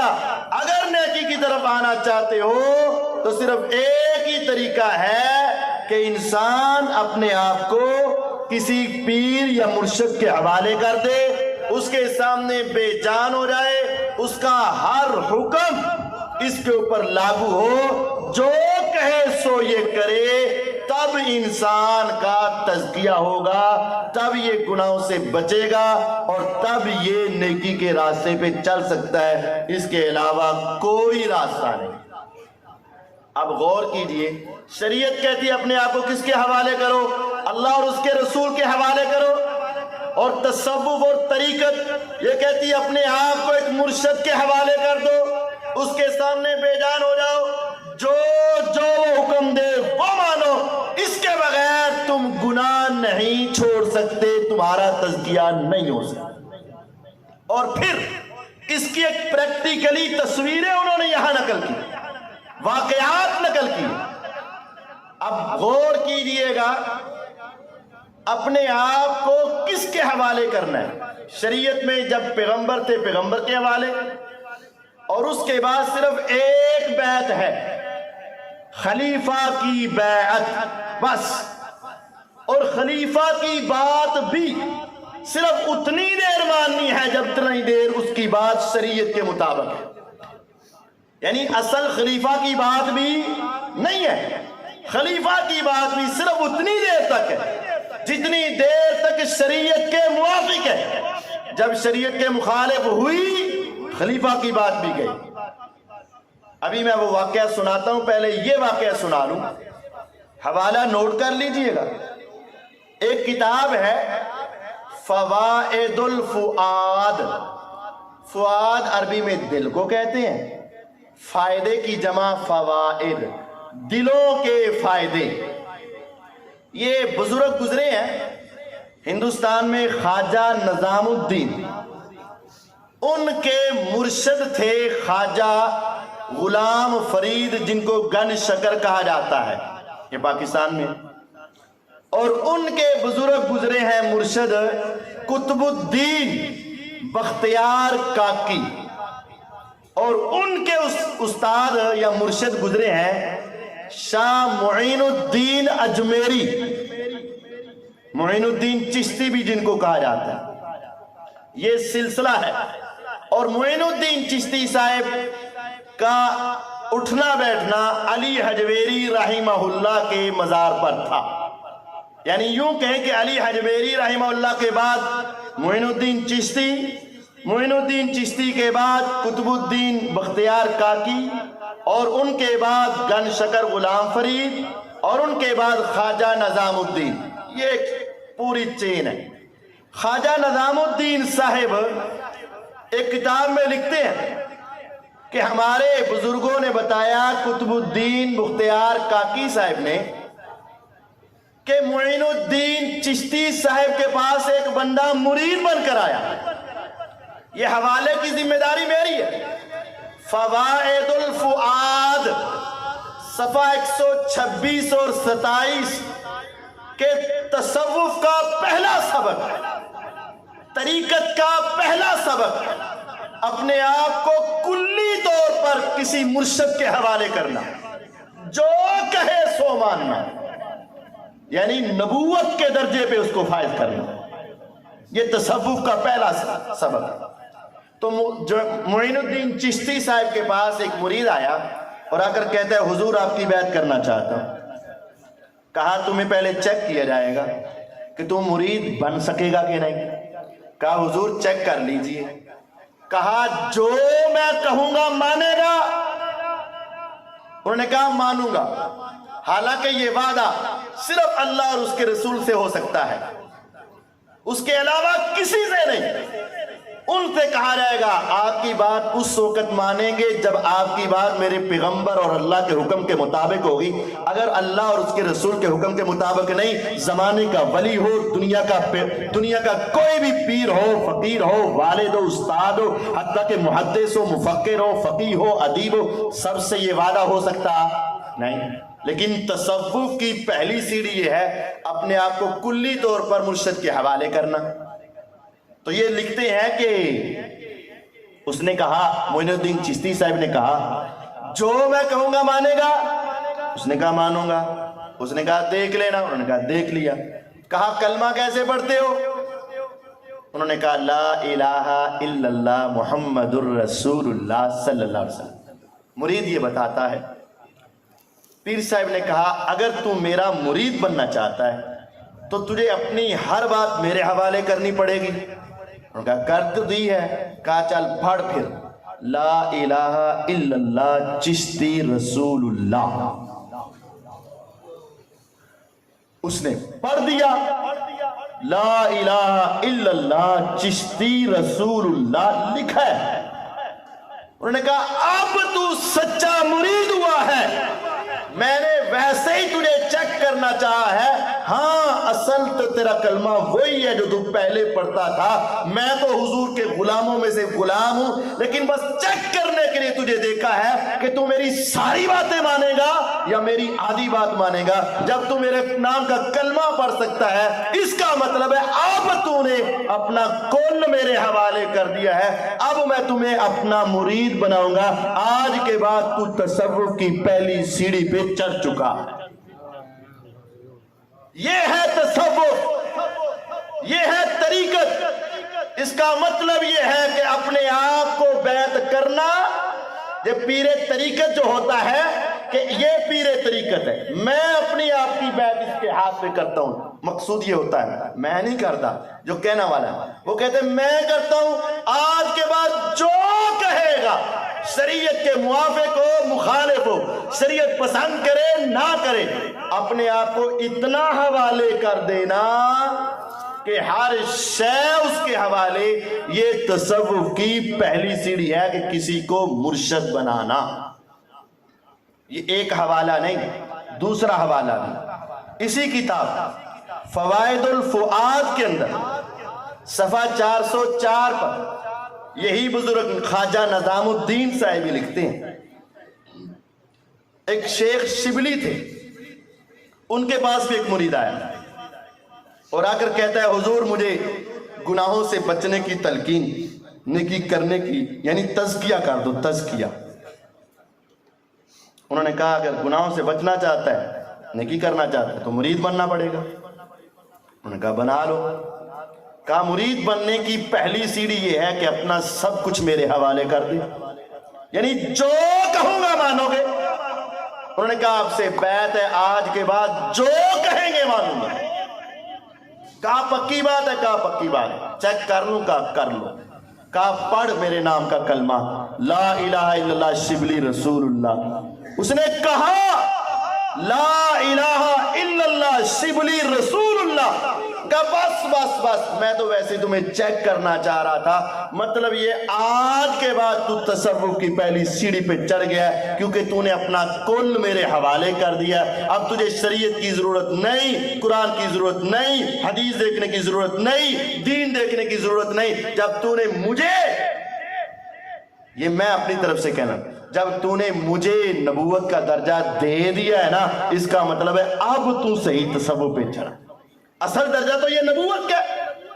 کسی کا کلمہ پڑھانا یہ اصل نہیں ہے. اصل یہ ہے کہ کسی کو اس مقام پہ مان لینا کہ جو کہے گا میں مانوں گا. یہی تو نبوت کا درجہ ہے, یہی تو رسالت کا درجہ ہے, یہی تو پیغمبری کا درجہ ہے. اور پھر چیک کیسے کیا جا رہا ہے کہ کون اپنا میرے حوالے کر دے. صحیح بخاری کی حدیث ہے, نبی پاک صلی اللہ علیہ وسلم نے قافلہ بھیجا, لشکر, ان کا ایک امیر بنایا, کہا تم سب نے جہاد کے معاملے میں اس کی پیروی کرنی ہے. لیکن کچھ لوگ امیر کی بات پوری نہ مان رہے تھے. امیر کو غصہ آ گیا. امیر نے کہا لکڑیاں اکٹھی کرو جنگل سے. سب نے لکڑیاں اکٹھی کی. صحیح بخاری میں ان سب کو کہا کہ اس کو آگ لگا دو. آگ لگا دی. کہا اب سارے چھلانگ لگا دو. اب امیر کس نے بنایا تھا؟ پیغمبر علیہ السلام نے. کس نے کہا تھا اس کی بات ماننی ہے؟ نبی پاک صلی اللہ علیہ وسلم نے. اب اسی امیر نے پیغمبر کے بنائے ہوئے امیر, پیغمبر کے بنائے ہوئے امیر کی اطاعت کا آپ نے حکم دیا. لیکن اس نے ایک کام کہا کہ آگ میں چھلانگ لگاؤ. صحابی کہتے ہیں ہم تو نہیں لگاتے, ہم تو آگ سے بچنے کے لیے آئے ہیں, آگ میں کیوں جانا ہے ہم نے تیری بات ماننی. جب واپس آئے تو امیر نے اور لوگوں نے بات بتا دی کہ ایسے ایسے ہوا ہے. فرمایا اللہ کی قسم انہوں نے درست کیا, اگر یہ اس کے کہنے پہ آگ میں چلے جاتے شاید وہ آگ سے واپس ہی نہ آتا. کیا سمجھے؟ اگر امیر پیغمبر کا بھی بنایا ہوا ہو لیکن اس کی بات شریعت کے مخالف ہو تو ماننی نہیں. اور تصوف کا پہلا سبق یہ ہے کہ ہر شے تم نے وہ ماننی ہے جو تمہارا مرشد اور پیر تمہیں کہے گا. یہ تصوف کی پہلی سیڑھی کہ مرشد بنانا ہوگا, اس کی بیعت کرنی ہوگی. اور میں یہ خانقاہ نام سے بھی, یہ خانقاہیں کیا بنتی ہیں؟ خانقاہ جو آپ کا چونک ہے, علاقہ ہے, خانقاہ میں یہ ہوتا ہے, وہاں ایک پیر ہوتے ہیں, وہاں اس کی بیعت ہوتی ہے اور اس بیعت کو ماننے والا یہ عہد کرتا ہے کہ آج کے بعد ساری زندگی آپ کے حکم کے مطابق. اور پھر اسی کے اندر صرف کلمے پڑھانا نہیں بلکہ اس کے اندر سجدے کروانا بھی ہوتا ہے. فوائد الفؤاد, اسی کتاب کے 3 حوالے دینے تھے, 2 دے دیے پہلے, صفحہ 126-27, صفحہ 404 اور یہ صفحہ 430 ہے فوائد الفؤاد کا. خواجہ نظام الدین صاحب کے بارے میں حسن دہلوی صاحب لکھتے ہیں کہ وہ بیٹھے ہوئے ہیں, ان کے پاس ایک مرید آتا ہے اور لوگ آ رہے ہیں اور آ کر سر نیچے زمین پر رکھ رہے ہیں. یہ لفظ لکھیں, آ کر ان کے سامنے سر زمین پہ رکھ رہے ہیں. بڑے مہذب الفاظ لکھیں, سیدھا نہیں لکھا کہ آ کر کیا کر رہے ہیں, سجدہ کر رہے ہیں. یہ لفظ نہیں لکھیں, آ کر ان کے سامنے سر زمین پہ رکھ رہے. خواجہ صاحب کہتے ہیں میرا جی تو چاہتا ہے, یہ لفظ ان کے, میرا جی چاہتا ہے کہ میں ان لوگوں کو منع کروں لیکن کیا کروں, ہم نے بھی اپنے مرشد سے ایسے ہی دین سیکھا ہے. یعنی مرشد جو کہہ جائے سجدہ بھی کروا دے تو کرنا پڑے گا. پتہ چل رہا ہے شریعت کی مخالفت ہے, پتہ چل رہا ہے دین کی مخالفت ہے, پتہ چل رہا ہے نبی کی مخالفت ہے, لیکن روکنا نہیں. کہتے میرا جی تو چاہتا ہے ان کو منع کروں لیکن کیا کروں, ہم نے بھی اپنے مرشد سے ایسے ہی سیکھا ہے. یعنی جو مرشد نے کہہ دیا وہ ہر بات حرف آخر. یہ تصوف کی پہلی سیڑھی ہے. تو دوسری سیڑھی کیا ہے؟ تصوف کی دوسری سیڑھی یہ ہے ہر وقت تصور شیخ، جس بزرگ کی تم نے بیعت کی ہے ہر وقت اس کا تصور اپنے دل و دماغ میں رکھنا اور ہر جگہ پر اسی کو سوچنا، یہ تصوف کی طریقت کی دوسری سیڑھی ہے۔ یعنی یہ گناہ سے بچنے کے طریقے بتا رہے ہیں تزکیے کے۔ پہلی بات کہ تم بیعت کر لو کہ جو وہ کہے گا وہی میں مانوں، چاہے وہ حلال کے چاہے حرام کے۔ اب دوسری بات، ہر وقت اس کا تصور، ہر وقت کس کا تصور رکھنا چاہیے دل و دماغ میں؟ اللہ کا۔ ڈر کس کا ہونا چاہیے؟ اللہ کا۔ اللہ تعالیٰ تو ہمیں یہی سمجھاتے ہیں ما یکون من نجوى ثلاثة الا هو رابعهم ولا خمسة الا هو سادسهم ولا ادنى من ذلك ولا اکثر الا وهو معهم اينما كانوا۔ اگر تین باتیں آپس میں کر رہے ہیں نا بندے تو یاد رکھو چوتھا اللہ ہے، چار کر رہے ہیں پانچواں اللہ ہے، پانچ کر رہے ہیں چھٹا اللہ ہے، تمہارے ساتھ تمہارا اللہ ہے، تمہارے ساتھ تمہارا اللہ ہے۔ وَنَحْنُ أَقْرَبُ إِلَيْهِ مِنْ حَبْلِ الْوَرِيدِ، ہم اس کی شارک سے زیادہ قریب ہیں۔ وَنَحْنُ أَقْرَبُ إِلَيْهِ مِنْكُمْ وَلَكِنْ لَا تُبْصِرُونَ، ہم تم سے بھی زیادہ اس مرنے والے کے قریب ہوتے ہیں لیکن تمہیں نظر نہیں آتے۔ میرا رب قرآن میں کئی مقامات پر ہمیں یہ سمجھاتا ہے کہ میں تمہارے پاس ہوں، میں تمہارے قریب ہوں، میں تمہیں دیکھ رہا ہوں، میں تمہاری نگرانی کر رہا ہوں۔ ہمیں اللہ کا تصور دل و دماغ میں بٹھایا۔ اور صحابہ کی تربیت یہ کی، وہ آدمی جو مرثد رضی اللہ عنہ تھے، وہ رات کو گناہ نہیں کیا، انہوں نے زنا نہیں کیا۔ کیوں؟ وہ کہتے ہیں اے عناق، اللہ نے زنا حرام کیا اور اللہ دیکھ رہا ہے، اللہ دیکھ رہا ہے۔ یہ تصور اللہ کے بارے میں تھا۔ لیکن تصوف کی دوسری سیڑھی یہ ہے، اگر تم گناہ سے بچنا چاہتے ہو تو شیخ کا تصور رکھو کہ ہر وقت شیخ شیخ شیخ اور شیخ۔ یہ بات کہاں ہے؟ ارواح ثلاثہ کتاب کا نام ہے، ارواح ثلاثہ، تین روحوں کے تذکرے۔ یہ مولانا اشرف علی تھانوی صاحب نے کتاب لکھی ہے ارواح ثلاثہ، تین روحوں کے تذکرے۔ کس کس کے؟ ایک رشید احمد گنگوئی صاحب کا، اشرف علی تھانوی صاحب کا، اور تیسرے ایک اور تھے، وہ میرے ذہن سے نام نکل گیا۔ تین افراد کے ان کے تذکرے ہیں۔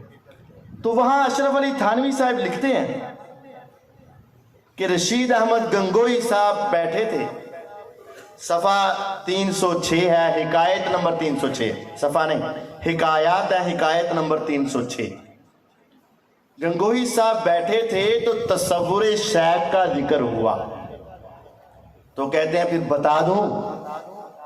جی بتائیے۔ کہہ دوں؟ میں فرمائیے۔ کہہ دوں؟ میں نے کہا فرمائیے۔ یہ ادھر ہی 3 مرتبہ لکھا ہوا ہے۔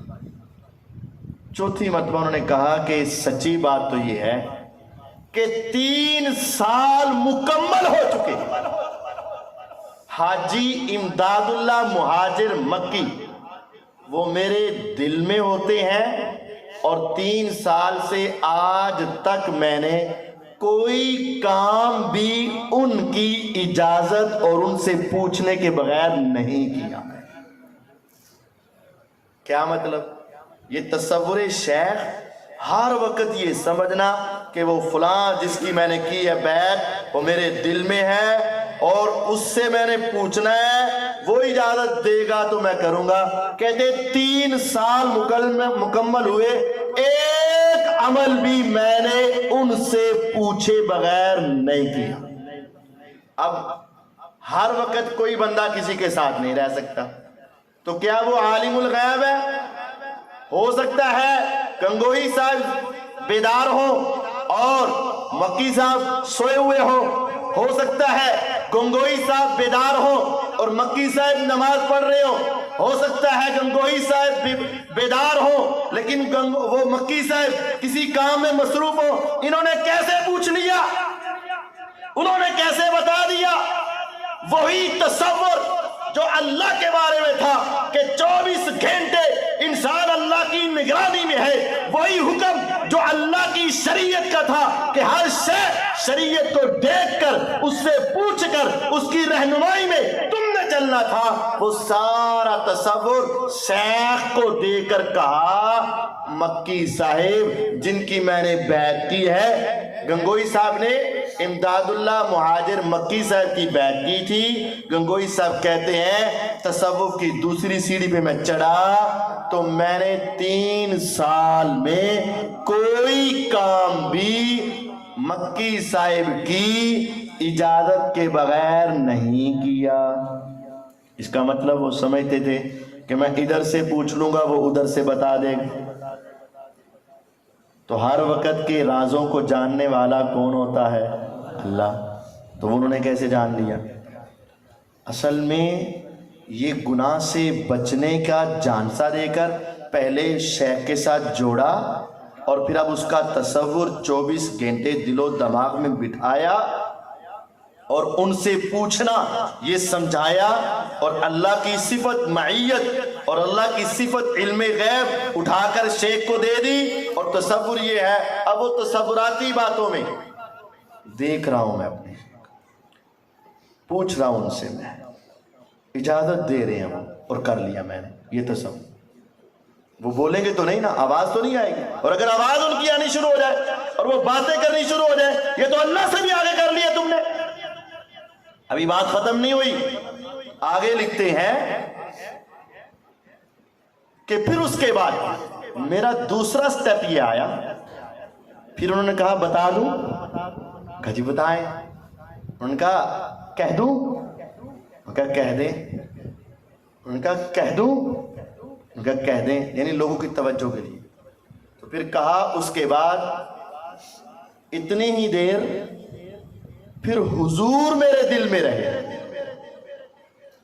اور پھر میں نے کبھی کوئی کام حضور سے پوچھے بغیر نہیں کیا. یعنی اب یہ تصور کہ حضور اب میرے دل میں آ گئے اور حضور میرے دل میں ہے میں ہر شے حضور سے پوچھ کر رہا ہوں. اور پھر کہتے ہیں اس کے بعد پھر اگلے دن کہا اور بتا دوں؟ انہوں نے کہا بتا دو. ان کا بتا دوں؟ کہا بتا دو. گنگوئی صاحب کہتے ہیں پھر اس کے بعد اللہ ہی آ گیا پھر ہر شے میں اس سے پوچھ کر رہا ہوں. یہ تصوف کی سیڑھی دماغ کی سوچ کو بدلنا اور یہاں تک کہ پہلے تصور شیخ پھر تصور نبی پھر تصور اللہ. مت سمجھنا کہ یہ 3 سٹیپ ہیں. یہ الفاظ کی تبدیلی ہے فقط. در حقیقت یہ پہلے اسی کو شیخ کہا جاتا ہے پھر اسی کو نبی بنایا جاتا ہے پھر اسی کو اللہ کے برابر کا سمجھ کے اسی کی پیروی کر لی جاتی ہے. اصل میں یہ بات جو وحدت الوجود کا تصور ہے وحدت الوجود ایک وجود ہو کہ بس سوچتے جاؤ سوچتے جاؤ سوچتے جاؤ سوچتے جاؤ.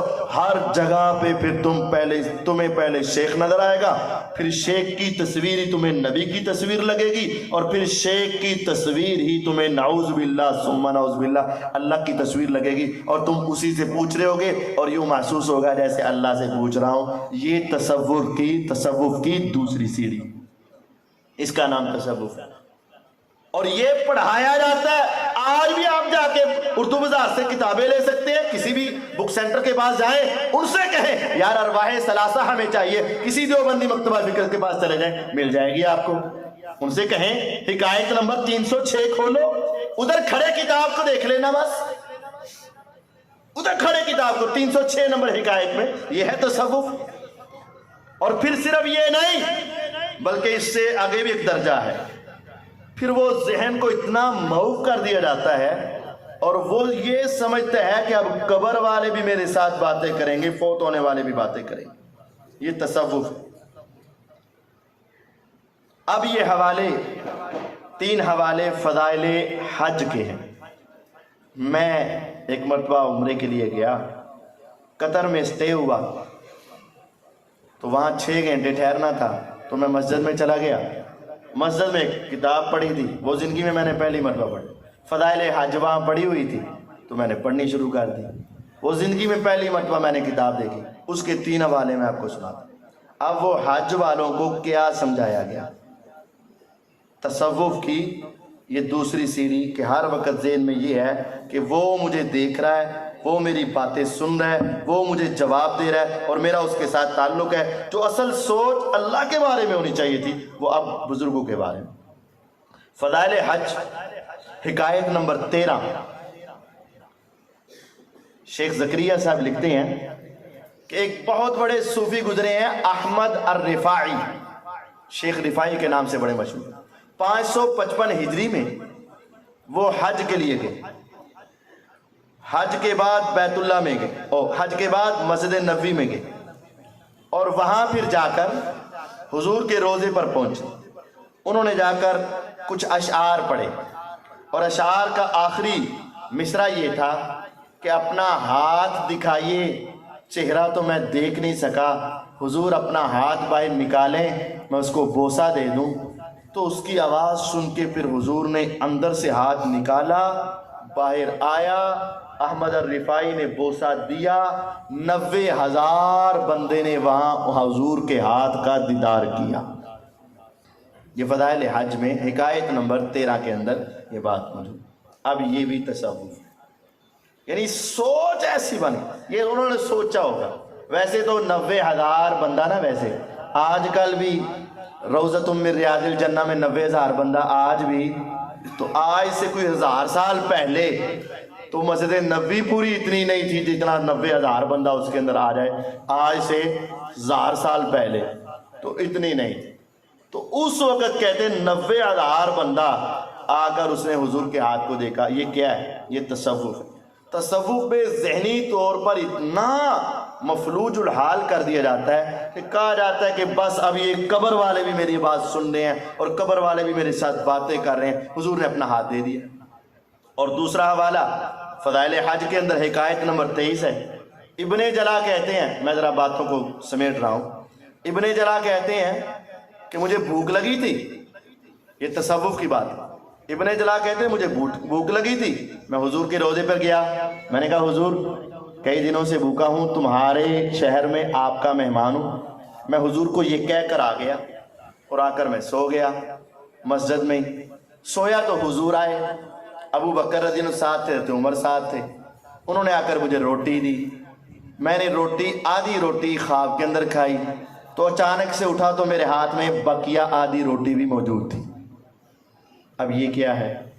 یعنی قبروں سے فیض، قبروں کو دینے والا سمجھنا اور تصور میں یہاں تک پہنچ جانا کہ میں ان سے باتیں بھی کر لیتا ہوں، وہ میرے جواب بھی دے دیتے ہیں اور میری باتیں سن بھی لیتے ہیں اور میری باتوں کا جواب بھی دے دیتے ہیں۔ جو خالصتاً ایک شرکی عقیدہ تھا وہ اس تصور کی دوسری سیڑھی میں کہ تصور شیخ، تصور نبی اپنے دل و دماغ میں بٹھاؤ، ہر کام ہو جائے گا، یہ تصوف ہے۔ اسی فضائل صدقہ کا تیسرا حوالہ 35 نمبر حکایت ہے، اس کے اندر ایک ہاشمی عورت آئی، حضور سے کہنے لگی حضور میرے خادم بڑا ستاتے ہیں، کیا کروں؟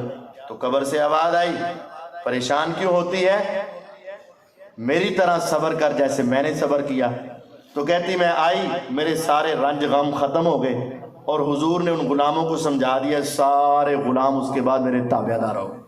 اب حضور نے اس کی آواز سن بھی لی، تصوف میں حضور نے آگے سے جواب بھی دے دیا، آواز اس نے بھی سن لی اور حضور نے خادموں کو بھی جان لیا، اور وہ خادم کون تھے نام نوم کوئی نہیں، ان کو بھی سمجھا دیا، اس کے بعد سارے صحیح ہو گئے۔ یہ ساری بات یہ کیا؟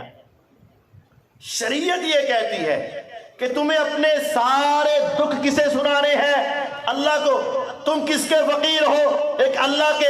تم نے اپنی ساری حاجتیں کس کے سامنے رکھنی ہے؟ اللہ کی۔ تم نے کس سے ڈرنا ہے؟ اللہ دیکھ رہا ہے، اس کے علاوہ کوئی تیرے سینے کی باتوں کو نہیں جانتا، کوئی تیرے دل کی باتوں کو نہیں جانتا، کوئی تیرے غموں میں تیرا کام آنے والا نہیں ہے، جو اس دنیا سے چلا جائے وہ تیری آوازوں کو سننے والا نہیں ہے۔ تصوف یہ کہتا ہے ایسا تصور بنا، پہلے اپنے آپ کو شیخ کے حوالے کر، جو کہے سو ماننے کے لیے تیار۔ اور تصوف کی دوسری سیڑھی یہ ہے کہ اب تو یہ ایسا تصور کر لے کہ تیرا شیخ ہر وقت تیرے ساتھ ہے، ہر وقت تیری بات سنتا ہے، ہر وقت تیری مدد کرتا ہے، ہر وقت تیری رہنمائی کرتا ہے۔ تمہیں کوئی مسئلہ ہے اللہ کو کہنے کی ضرورت نہیں ہے، تو اپنے سارے مسئلے اپنے مرشد کو بتانا شروع کر دے، شیخ کو بتانا شروع کر دے، تیرے سارے کام صحیح ہو جائیں گے۔ یہ تصوف کی دوسری سیڑھی ہے۔ تصوف کی تیسری سیڑھی، اور اسی پر اختتام کر دیتا ہوں، تیسری سیڑھی یہ ہے کہ مرضی کی عبادات کرواؤ، مرضی کی عبادات۔ ذکر کروانا ہے تو مرضی کا، نماز پڑھانی ہے تو مرضی کی، کوئی کام بھی کروانا ہے تو مرضی کی عبادات کرواؤ، اور پھر کہنا اس طریقے سے تیرا دل پاک ہوگا۔ لفظ اللہ بڑی عظیم چیز ہے، بڑا عظمت والا نام ہے، لیکن پیغمبر علیہ السلام نے ذکر کے طور پر صرف اللہ نہیں سکھایا، جتنے بھی اذکار سکھائے ہیں کیا سکھایا؟ سبحان اللہ، الحمدللہ، اللہ اکبر، لا الہ الا اللہ، لا حول ولا قوت الا باللہ۔ یعنی جتنے اذکار سکھائے ہیں اللہ تعالیٰ کا ذکر بھی ہے، لیکن ساتھ کوئی اور لفظ بھی ہے، صرف اللہ کا ذکر حضور نے نہیں سکھایا۔ اور یہاں تصوف کا تیسرا جو عبادات کی طرف آتے ہیں، تو اب وہ اس کی آغاز اور ابتدائی صرف ایک لفظ سے ہوتی، اب وہ لفظ اللہ اللہ اللہ اللہ اللہ اللہ، جس کو اللہ ہو بھی باز کر دیتے ہیں، یہ کیا ہے؟ اور پھر اس کا ایک خاص طریقہ ہے کہ ضرب لگانی، اللہ، ایسے گردن لگانی، اللہ، یعنی دل پہ آئے، اللہ اللہ اللہ۔ یہ تصوف کی تیسری سیڑھی ہے، عبادت اپنی مرضی۔ اب وہ ضربیں لگانے، یہ ضرب لگ رہی، اب ضرب لگ، اور پھر آنکھیں بند کر کے پڑھنا ہے، آنکھیں کھول کے نہیں پڑھنی، اور پھر اگر ہو سکے تو لائٹیں بند کر کے پڑھنی، ویسے نہیں پڑھنا۔ اور پھر اس طرح کی مختلف توجیہات میں خلاصے کی طرف، یعنی اب لا الہ الا اللہ کا ورد بہت اعلیٰ ہے، افضل الذکر لا الہ الا اللہ، یہ سب سے اعلیٰ ذکر، سب سے افضل ذکر۔ لیکن اس کو پڑھنے کا کیا ہے؟ لا الہ سمجھو تمہاری ناف کے ارد گرد گھوم رہا ہے، الا اللہ کا سمجھو کہ اللہ کے سوا دنیا میں ہے کوئی نہیں، اور اس کو لا کر پھر اپنے دل میں چھوڑنا ہے۔ لا کہنا ہے، ایسے تصور کرنا ہے، کیسے تصور کرنا ہے کہ جیسے میرے پیٹ پر گھوم رہا ہے، اور پھر الا اللہ کہنا ہے جیسے دنیا میں کوئی نہیں، اور لا کر اپنے دل میں چھوڑنا ہے۔ یہ طریقہ فضائل ذکر میں ذکر کرنے کا لکھا ہوا ہے کہ اس طریقے سے تمہارے اندر لا الہ الا اللہ کی اہمیت پیدا ہو جائے گی۔ بھئی یہ طریقہ عبادت کا پیغمبر علیہ السلام نے کہاں بتایا ہے؟ آنکھیں بند کرنا، لا الہ کا نعوذ باللہ ناف کے اوپر گھولنا، دائرہ بنانا، الا اللہ کو دنیا پہ لے جانا، پھر لا کر اپنے دل میں رکھنا، اور اس طرح ضرب لگانی۔ اور پھر آگے لکھتے ہیں شیخ زکریا صاحب باب الذکر، باب اول، حکایت نمبر 14 میں، کہ حضور کے دور میں تو ایسا نہیں تھا، لیکن جیسے جیسے ہم دور ہوتے گئے نا، حکایت نمبر 14 میں فضائل ذکر باب اول، تو اب ہمیں ضربوں کی ضرورت ہے تاکہ ہمارا دل مضبوط ہو جائے۔ تو اس طرح ضربیں لگائیں گے تو ہمارا ایمان بچے گا، اس طرح ضربیں نہیں تو ہمارا ایمان نہیں بچے گا۔ اور پھر وہ سارے واقعات کہ وہ 40 سال ہو گئے عشاء کی نماز سے فجر کی نماز پڑھی، وہ سارے واقعات کہ ایک عیسائی کے پاس دعوت دینے کے لیے چلے گئے، یہ بھی فضائل ذکر میں لکھا ہوا ہے۔ دعوت دینے کے لیے چلے گئے تو عیسائی تھا، اس نے کہا تمہارے نبی نے تو روزے نہیں رکھے، ہمارے عیسیٰ علیہ السلام نے 40 دن پکا روزہ رکھا، کبھی کھایا نہیں۔ انہوں نے کہا اگر میں 50 دن روزہ رکھ دوں تو مسلمان ہو جائے گا۔ اس نے کہا رکھ۔ یہ اس کے پاس ہی ٹھہر گئے، 50 دن روزے رکھے۔ اس نے کہا دیکھ لیا ہے، یعنی 50 دن کھایا پیا کچھ نہیں، کٹھا روزہ، ایک ہی روزہ 50 دن آدھا۔ تو اس نے کہا ہاں دیکھ لیا۔ اس نے کہا دیکھ لیا ہے۔ اس نے کہا چل جا 10 روزے شکرانے کے اور یعنی 10 دن اور 60 دن ہوئے تو وہ مسلمان ہو گیا. کہتے ہیں اس طرح سے انسان اللہ کا مقرب بن جاتا ہے. یہ تصوف اسلام کے مخالف ایک دین. تزکیہ شریعت کا بنیاد ہے. شریعت کے اندر حضور علیہ السلام لوگوں کو دین سکھانے کے لیے آئے تھے. آپ نے گناہوں سے بچنے کا طریقہ بتایا, نیکی کرنے کا طریقہ بتایا, اسلام کے اوپر چلنے کا طریقہ بتایا. کوئی راستہ ایسا نہیں جس کو حضور نے بتایا نہ ہو, اور کوئی جنت کا اور کوئی جہنم کا راستہ ایسا نہیں جس کے بارے میں حضور نے ارشاد نہ فرمایا ہو. لیکن یہ سارے طریقے کہ گناہوں سے بچنے کے لیے اپنی طرف سے طریقے نکالنا, نیکی پر لگانے کے لیے اپنی طرف سے طریقے نکالنا, اس کا نام تصوف ہے. صوفی اسی کو کہتے ہیں جو بڑا نیک پارسا بن جائے, کہتے ہیں یہ صوفی بن گیا ہے. اب صوفی بنانے کے لیے یہ ایک الگ سے 4 5 6 مشقیں ہوتی ہیں, جن میں سے 3 مشقوں کا میں نے آپ کے سامنے ذکر کیا. پہلا صوفی بننے کے لیے یا تصوف کے لیے, طریقت کے لیے یہ ہے اپنے آپ کو کلی طور پر کسی مرشد کے حوالے کرنا اور اس کی بیعت کرنا. حالانکہ بیعت فقط خلیفہ کی ہے یا جہاد کے میدان میں امیر کی ہے, اس کے علاوہ کسی کی بیعت نہیں ہے. اور صرف یہ اتھارٹی اللہ تعالیٰ کو اور محمد الرسول اللہ صلی اللہ علیہ وسلم کو ہے, کیونکہ ہر بات مانی جائے گی, کسی بات کا رد نہیں کیا جائے گا. لیکن تصوف پہ پہلے طور پر یہ اتھارٹی کسی پیر کو دینی پڑتی ہے, حتیٰ کہ اگر وہ کلمہ بھی پڑھائے تو کلمہ پڑھ کے ثبوت دینا پڑتا ہے, میں آپ کی ساری باتیں مانوں گا. سجدہ بھی کروائے تو سجدہ کر کے یہ ثبوت دینا پڑتا ہے کہ میں سجدہ بھی کروں گا. اور یہ کلمے اور سجدے فوائد الفواد کے اندر یہ بات موجود. تصوف کی دوسری سیڑھی یہ ہے تصور شیخ. دل و دماغ میں تصور بنا لو, میں نے جس کی بیعت کی ہے مجھے دیکھ رہا ہے, میری حرکتوں کو دیکھ رہا ہے, گناہ کیے تب بھی پتہ چلے گا, نیکی کی تب بھی پتہ چلے گا, اور میں اس سے کچھ مانگوں گا تو مجھے بتائے گا, جو کہوں گا آگے سے جواب آئے گا. جیسا کہ گنگوئی صاحب کہتے ہیں 3 سال میں نے امداد اللہ مہاجر مکی صاحب سے پوچھ کر ہر کام کیا, پھر حضور سے پوچھ کر کیا, اور پھر اللہ سے پوچھ کر کیا. احسان کے درجے پہ فائد. یہ تصوف کا دوسرا درجہ ہے جو کہ شریعت کے عین مخالف ہے, اور اللہ کی صفات بندوں کو دینا ہے.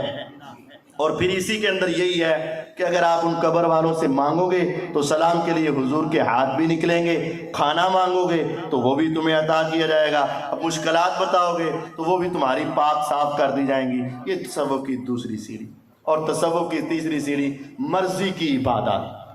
مرضی کی عبادت. راتوں کو عبادت ایسے کریں کہ صبح کا نماز پڑھیں, 40 سال ایسے گزر جائیں کہ رات کے وضو سے فجر کی نماز. اور عبداللہ بن عمر کو حضور کہہ رہے ہیں سو, اور ان 3 صحابہ کو کہہ رہے ہیں اگر تم نے کہا نا میں ساری رات نہیں سوؤں گا تو تیرا میرے ساتھ کوئی تعلق نہیں. فمن راغب عن سنتی فلیس منی. کہتے ہیں انہوں نے 40 سال رات کو سو کر نہیں دیکھا.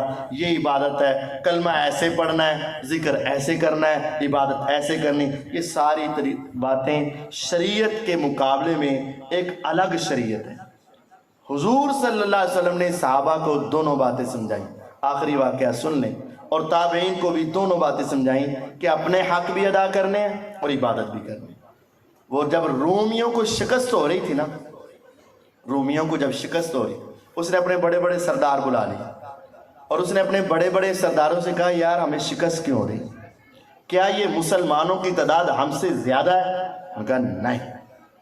کیا ان کے پاس اسلحہ اور ہتھیار ہم سے اعلیٰ ہے؟ انہوں نے کہا نہیں. کیا ان کے بہادر ہم سے بڑے بہادر ہیں؟ انہوں نے کہا نہیں. تو پھر شکست کیوں ہے؟ بڑے بعض لوگوں نے بہانے بنائے, سرداروں نے. ایک نے کہا ایک بات یہ ہے ہم رہبان فی اللیل و فرسان فی النہار. وہ بندے ایسے ہیں رات ہوتی ہے تو عبادت بھی کرتے ہیں, دن ہوتا ہے تو جہاد بھی کرتے ہیں, یعنی اللہ کے سارے حکموں کو مانتے ہیں. اس نے کہا تم سچ کہہ رہے ہو کہ وہ ایک طرف نہیں لگے ہوئے, ہمارے ہاں تصوف میں سب باتوں سے ہٹا کر، شریعت سے ہٹا کر، جہاد سے ہٹا کر، اللہ کی اطاعت سے ہٹا کر، پیغمبر کی اطاعت سے ہٹا کر صرف ایک شیخ کے پیچھے لگا دیا جاتا ہے، اور جب وہ بندہ اس ایک شیخ کے پیچھے لگتا ہے تو وہ سیدھے راستے سے ہٹ جاتا ہے۔ اس وقت انسان کامیاب ہے جب پیغمبر کی ساری سیرت پر عمل کرے گا۔ اللہ تعالیٰ مجھے اور آپ کو شریعت کو سمجھنے اور شریعت کے پیچھے لگنے کی توفیق دے، تصوف اور طریقت سے بچنے اور ان کے معاملات سے ہٹنے کی توفیق عطا فرمائے۔ وآخر دعوانا الحمدللہ رب العالمین۔ تمام بھائی تشریف رکھیں۔ ایک سوال تو کافی ہیں لیکن چونکہ ٹائم زیادہ ہو چکا ہے اس لیے بس ایک سوال میں پوچھ کے بات کو ختم کرتا ہوں۔ بھائی نے کہا جی ضرور پوچھنا سوال۔ یہ بھائی کہتے ہیں محترم شیخ صاحب السلام علیکم ورحمۃ اللہ، آپ کی جماعت کے لوگ خانقاہ میں عجیب و غریب پروپاگنڈا کرتے رہتے ہیں، کبھی تو کہتے ہیں تم صرف ایک امام کو مانتے ہو کیونکہ تم تو شافعی، احمد بن حنبل اور امام مالک کو نہیں مانتے، تم ان کی تو تقلید نہیں کرتے، تو پھر تم ان کو کیسے مانتے ہو، چاروں کو کیسے مانتے ہو؟ اور کچھ آپ کے ساتھی کہتے ہیں کہ تم دیوبندی ہو، حنفی ہو ہی نہیں، کیونکہ تمہارا عقیدہ تو امام حنیفہ رحمہ اللہ سے ملتا ہی نہیں ہے، تو اس کے بارے میں آپ کی کیا رائے ہے؟ جزاکم اللہ خیر۔ مختصر جواب دینا ہے کہ تفصیلی؟ مختصر یہ ہے کہ سچ کہتے ہیں یہ بندے، صحیح کہتے ہیں۔ دو سوال ہیں کہ تم ایک امام کو مانتے ہو، چاروں کو نہیں مانتے، تو میرا خیال ہے اس میں اگر یہ کر لیجیے کہ تم ایک کو بھی نہیں مانتے تو یہ زیادہ بہتر ہے۔ دعویٰ ہے چاروں امام برحق ہیں، لیکن ابھی دیکھیے گا اگر چار آدمی فیصلہ کرنے والے ہوں اور ان میں سے تین ایک فیصلہ دے دیں اور ایک فیصلہ، چار جج بیٹھے ہیں کسی مسئلے کا فیصلہ کرنے کے لیے، تو تین ایک فیصلہ دیتے ہیں اور ایک کہتا ہے میری رائے یہ ایک ہے، تو کس کی معتبر ماننی چاہیے؟ تینوں کی۔ اگر بندہ چاروں کو مانتا ہے تو رفع دین تینوں کرتے ہیں اور یہ کس کی مانتے ہیں؟ ایک کی، تو گویا کہ باقی تین تو واقعتاً یہ نہیں مانتے۔ اور ہم نے جو کہا کہ ایک کو بھی نہیں مانتے، وہ میں نے شاید آپ کو مثال پیچھے دی تھی کہ امام ابو حنیفہ رحمہ اللہ تعالی نے اپنے علم کے مطابق یہ سمجھا کہ امام جو نمازیں پڑھا رہا ہے یا بچے پڑھا رہا ہے اس کو تنخواہ لینا جائز نہیں۔ یہ کس نے فتویٰ دیا؟ امام ابو حنیفہ رحمہ اللہ نے، الہدایہ کتاب میں موجود ہے۔ تو اب یہ میرے خانقاہ والے بھائی جو ہیں وہ لیتے ہیں کہ نہیں؟ اس کا مطلب ہے کہ وہ امام صاحب کو بھی، تو اس کا دوسرا جواب یہ ہے کہ یہ چاروں کو مانتے ہیں۔ دوسرا جواب یہ جب مطلب کی آتی ہے تو چاروں کو مان لیتے ہیں، اور جب مطلب کی نہیں آتی تو چاروں میں سے کسی ایک کو نہیں مانتے۔ یہ اصل جواب ہے۔ بس اصل بات یہی ہے، اور اگر تفصیل کہیں گے تو میں اور مثالیں دے دوں گا۔ جی میں مقامی جماعت کی طرف سے سب سے پہلے فضیلت الشیخ عتیق الرحمن علوی افضل اللہ کا شکریہ ادا کرتا ہوں، اور پھر اس کے بعد تمام آنے والے ساتھیوں کا میں تہ دل سے شکریہ ادا کرتا ہوں۔ بعض شخصیات تو ایسی آئی ہیں کہ مجھے یقین بھی نہیں آ رہا کہ وہ آئے بیٹھے ہیں، ایسی شخصیت آئی ہیں کہ مجھے یقین بھی نہیں آ رہا، انہوں نے وعدہ کیا تھا کہ ہم آئیں گے اور وہ آئے بیٹھے ہیں۔ الحمدللہ اللہ ان کا آنا قبول فرمائے، جو ہم نے سنا ہے سمجھا ہے اس پر عمل کرنے کی توفیق عطا فرمائے۔ تمام ساتھی کھانا کھا کر جائیں گے، اور ساتھی جو ہیں وہ کھانے کا سلسلہ، یہ بھائی ہمارے پاس چونکہ الحمدللہ مہمان کافی ہیں اور ہمارے پاس جو کھلانے والے برتن ہیں ان کی تعداد مخصوص ہے، تو کم سے کم ایک ٹرے میں چار ساتھی بیٹھیں۔ اللہ آپ کو جزائے خیر دے، خود ترتیب دے لیں، ساتھی ابھی آپ کو کھانا انشاءاللہ مہیا کریں گے، آپ بیٹھے تشریف رکھیں۔ تمام ساتھی کھانا کھا کر جائیں گے، انشاءاللہ کھانا وافر ہے۔ اللہ آپ کو خوش رکھے۔ السلام علیکم ورحمۃ اللہ۔